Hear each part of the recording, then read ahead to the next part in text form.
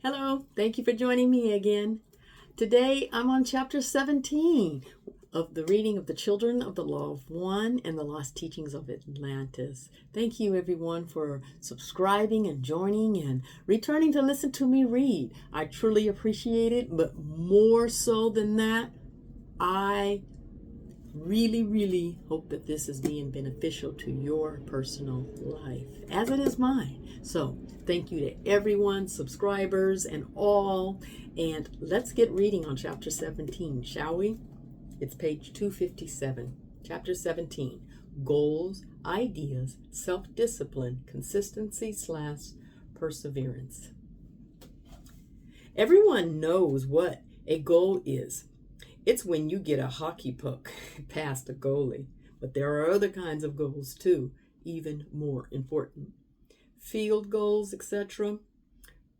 But other than that, people set goals of all kinds to achieve specific results. But many people set goals they fail to meet. Why? The teachings address different reasons and cures for this problem, including the areas of consciously developing self-discipline and dealing with subconscious programming. Developing self-discipline. During my first year at the monastery, I was having a hard time keeping up with my schedule and getting my personal meditation schedule done consistently every day. I was also having trouble concentrating during meditations. My workload was intense.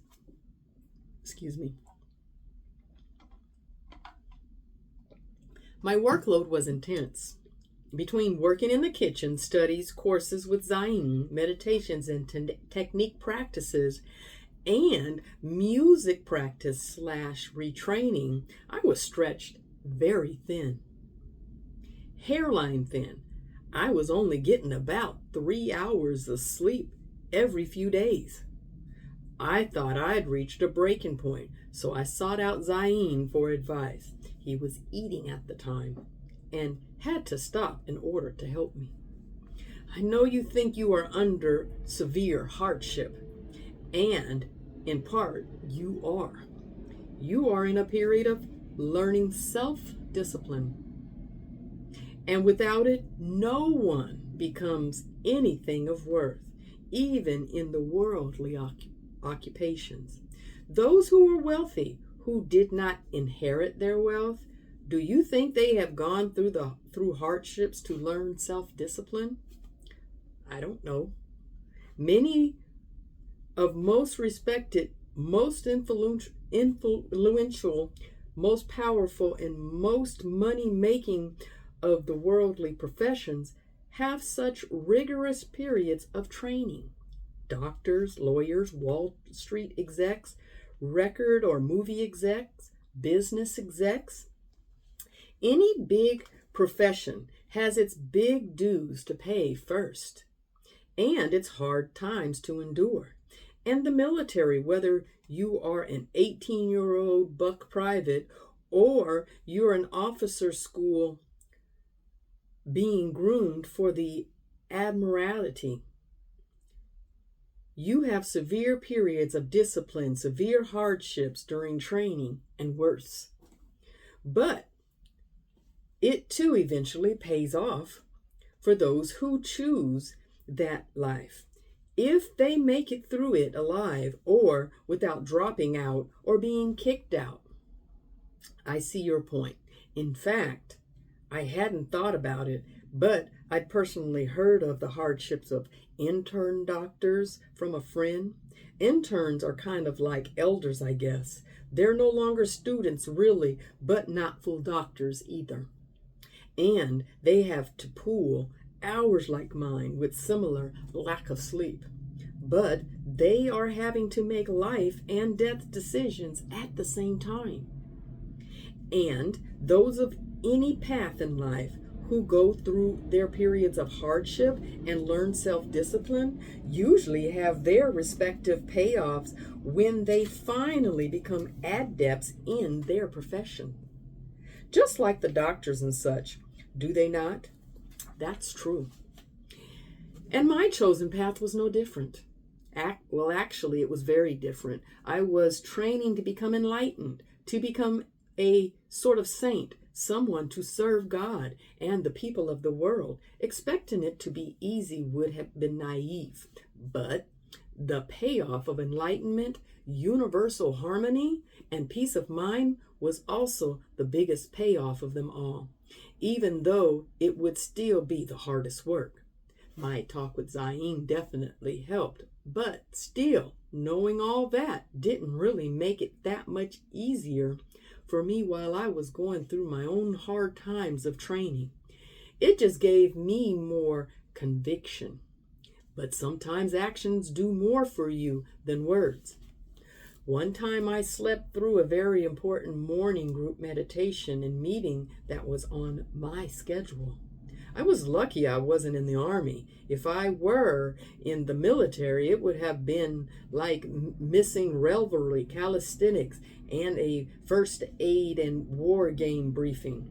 If I were a med student training for a heart surgery, I just missed a class on resuscitation and artery suturing. You get the picture. It was a bad move, but it was the last time I ever did that.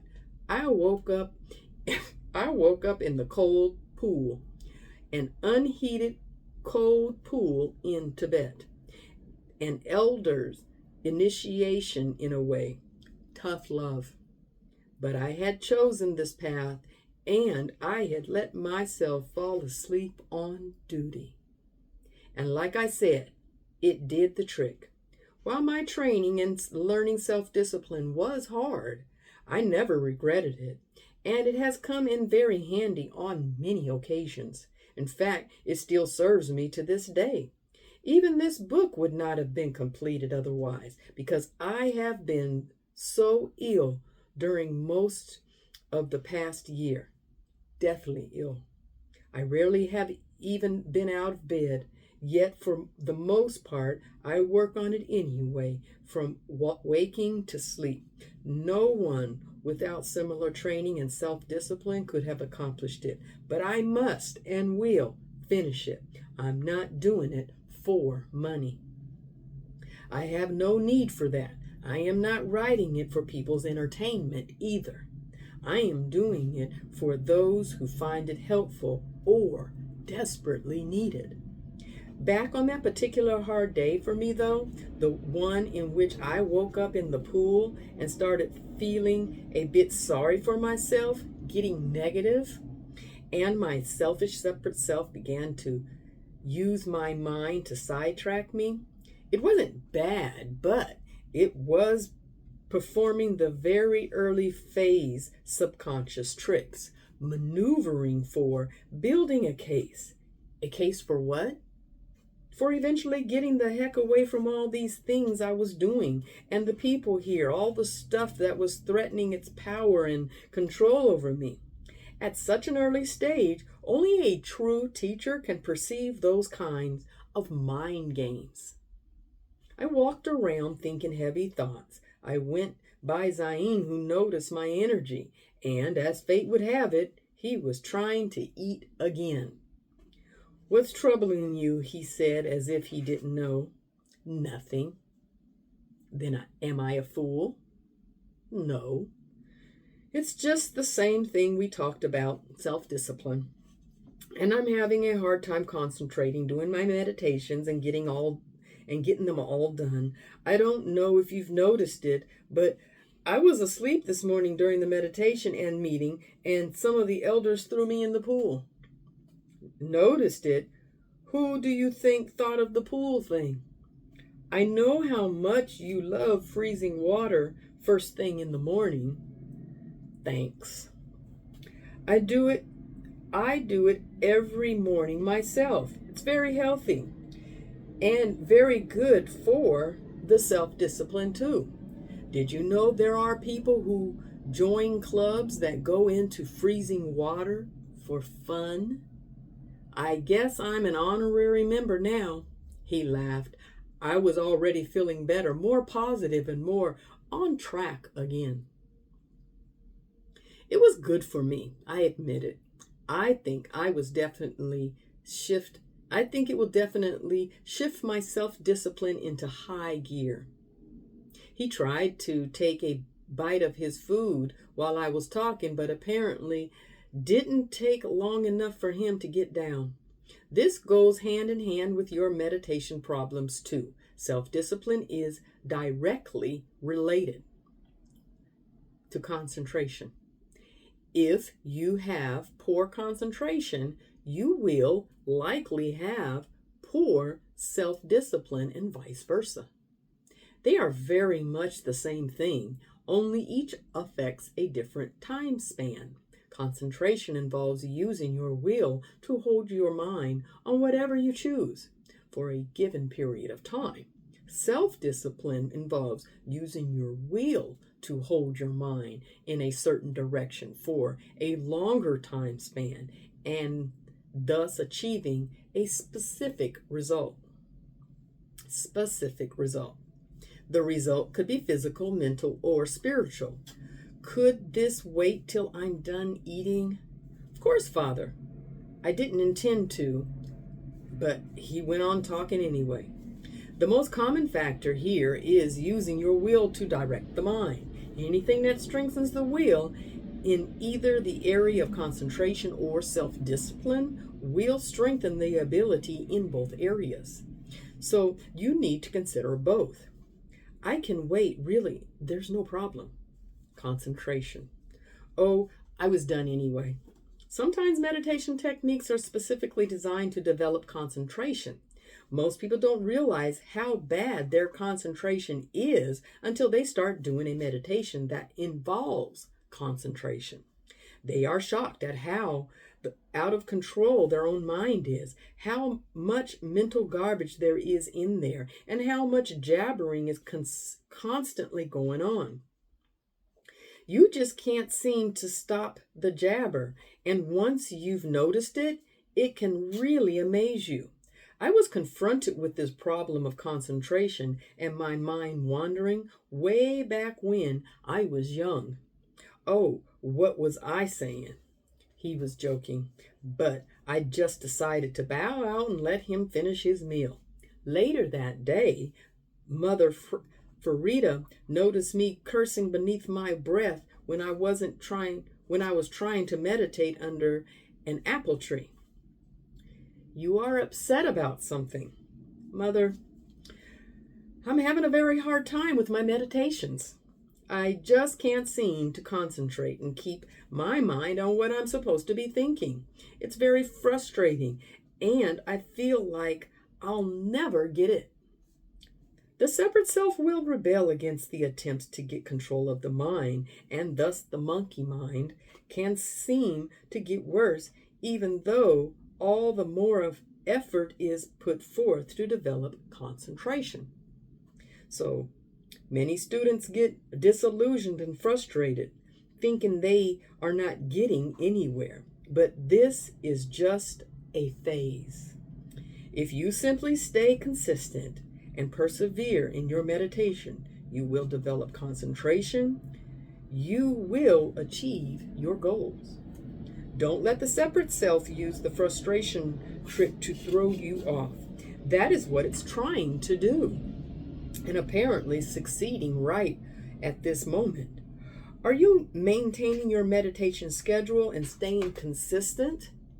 Well, I miss some of my exercises. I thought so. You must stay committed. Do not let up. Let up on my exercises? Let up on everything you do to transcend your separate self. On the consistency of your self-discipline. Strength of will. Consistency and perseverance are aspects of strength of willpower, or self-discipline. Developing and strengthening these aspects of will are something like safely developing a body. You must exercise on a regular schedule, applying and developing consistency. You must do it even if it's hard because of your underdeveloped muscles are weak and it becomes painful. Applying and developing perseverance. But while you must exercise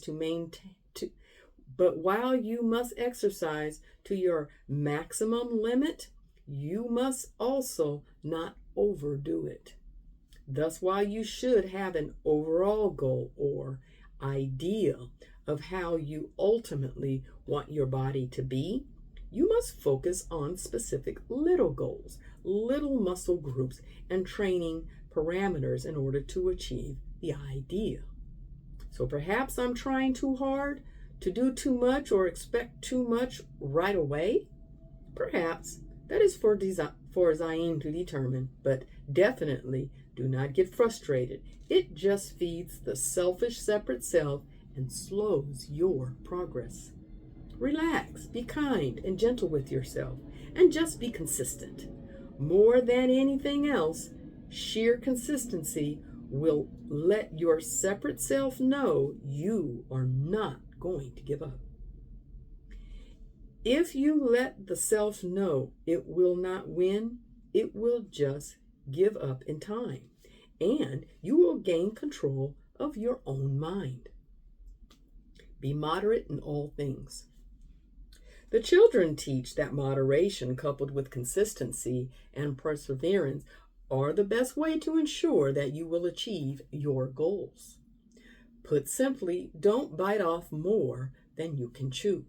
Moderation, a smaller bite is easier to chew, but once you've chosen your bite, make sure you chew it properly and finish it. Consistency and perseverance. Mother Farida went on, like I said, the separate self rebels at attempts to discipline it. If you are not moderate in your attempts at self-discipline, its rebellion is extremely strong and you are more likely to fail. Every time you fail at self-discipline, the separate self grows stronger and your power of will grows weaker. When you moderately discipline yourself, it is easier to discipline yourself because it is milder. And because it is easier, it is generally more successful. And this allows your strength of will to grow consistently. Every time you moderately apply self-discipline, your strength of will gets more powerful. Fasting, which is used for both purification and self-discipline, is like this.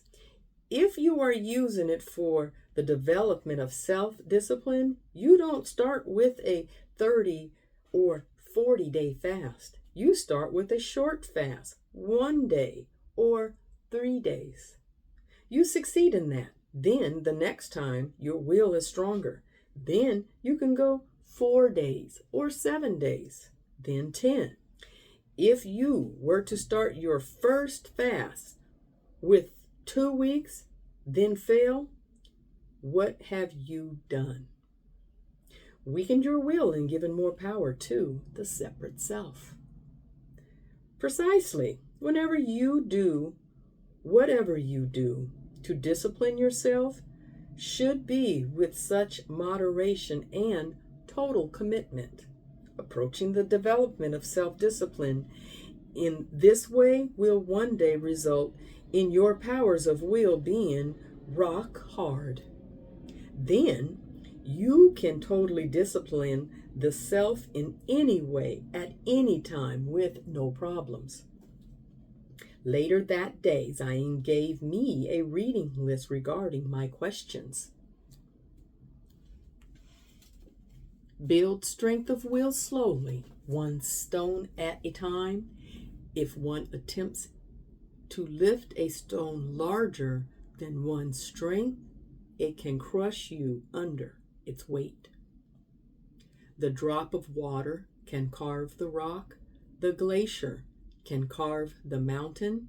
Thusly do consistency and perseverance overcome all obstacles. In all things, be moderate. When the two minds oppose each other, neither goal is achieved. Want what you want, and tend to both branches and roots. The jellyfish that drifts with the tide is wiser than a man with no idea. I thought over Mother Farida's advice and got what I could understand at the time out of the ancient texts. I was soon applying myself consistently, but after I started actually noticing an improvement in my concentration, the dark forces threw a new challenge at me. Bugs. Bugs came out of everywhere every time I started meditating. After this happened repeatedly, I went to Zayn and told him about it.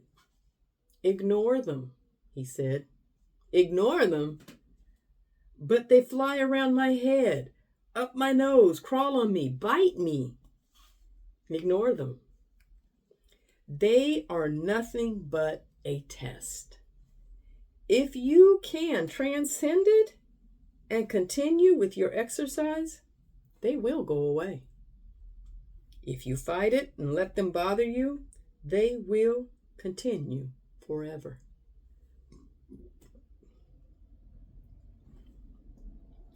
It took a while. One time, a whole swarm of tiny little bee-like things actually found me in an inner music room and started stinging me.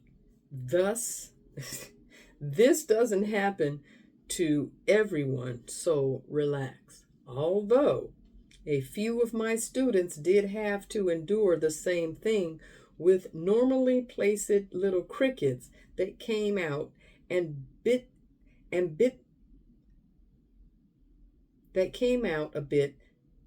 every time they started meditating.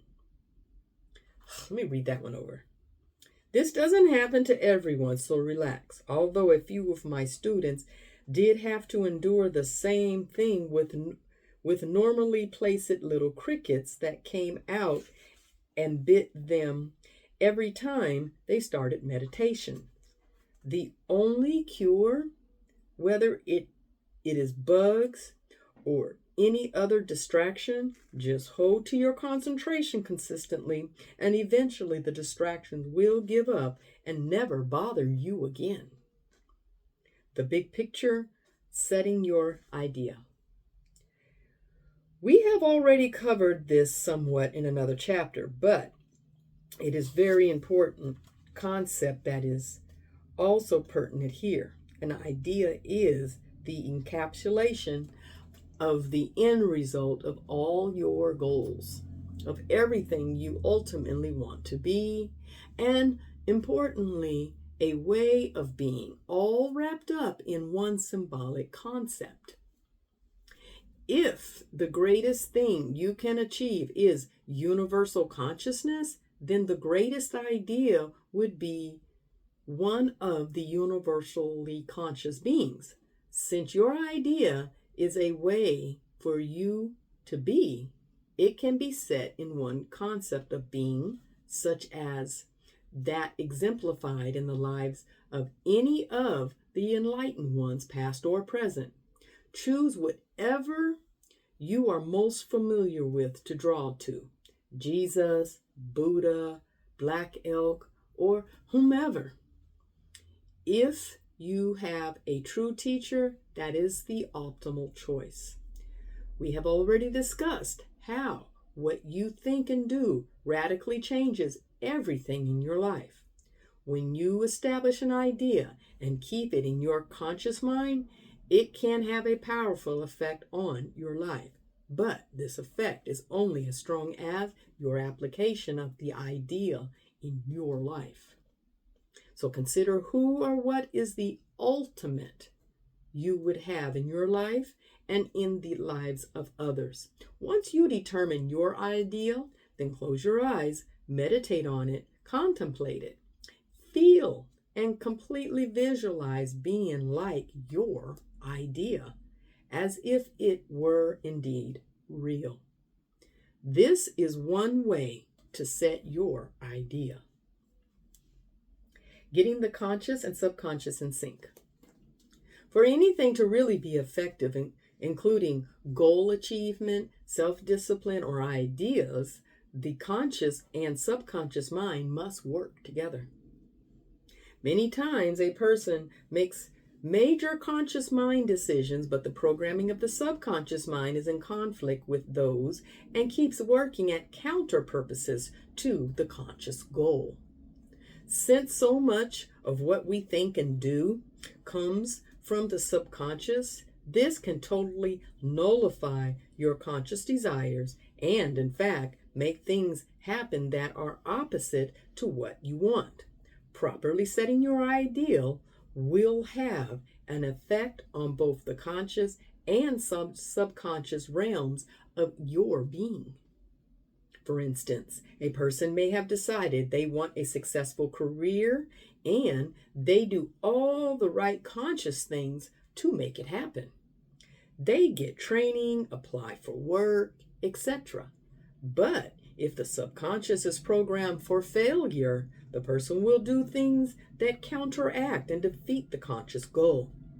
They may be stupid little things like the slip of a word at the wrong time, or being late for an appointment, or even little physical screw-ups. It can defeat you in many ways.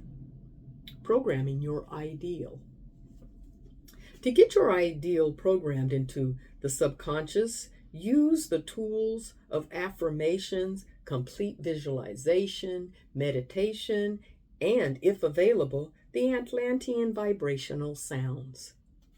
Once an ideal is fully programmed into the subconscious will work towards achieving it. This doesn't mean that you can sit back and let the subconscious do all the work for you. You must still consciously apply your idea in all situations.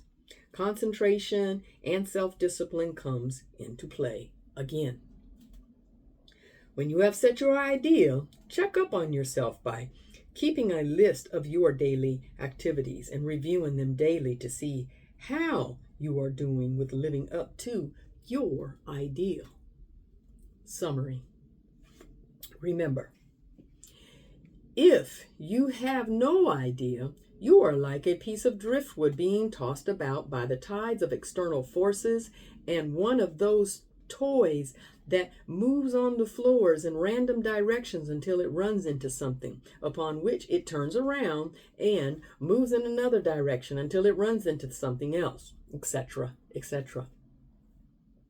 If you have an idea, but it's not in harmony with universal will, then your life is but a temporary illusion, the rewards of which are empty and negative.